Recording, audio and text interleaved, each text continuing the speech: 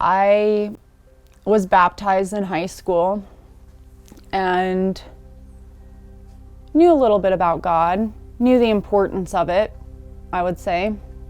And I fell away from the church, from what you would probably call a lack of leadership, maybe. I found myself going to college at ASU, trying to get a degree, didn't really know what I wanted to do. I was studying psychology. Ended up getting pretty deep into the academic setting.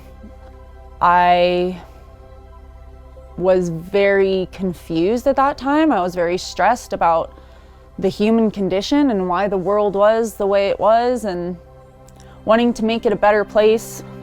And it was around that time that I rekindled with an old friend of mine who is now my husband.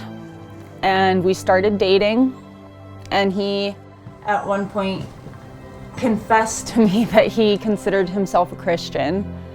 And I literally scoffed at him and said he clearly did not understand science. And I mocked him, basically. I laughed at him. And he challenged me and basically said, if you consider yourself an objective scientist, then prove me wrong. And I took that as a personal challenge. So over the next probably 2 or 3 months, I did an extensive amount of research, feverishly. Could not only not prove him wrong, but I proved my own theories wrong in a lot of ways. But it took asking a lot of really hard questions for me to get there.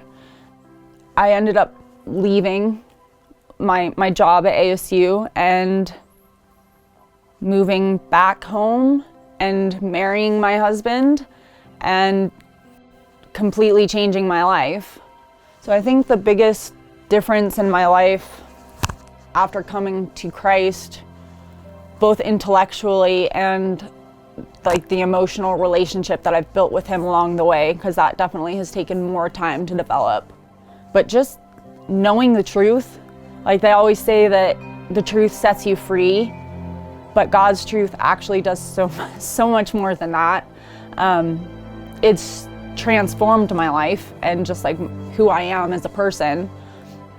The world makes so much more sense when you understand the truth of God.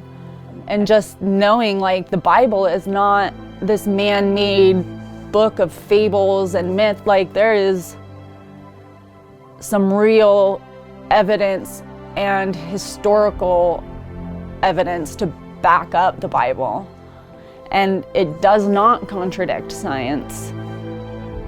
And that it's okay to ask the hard questions, because you can't really have faith, you can't really stand for your belief if you don't know why you believe what you believe.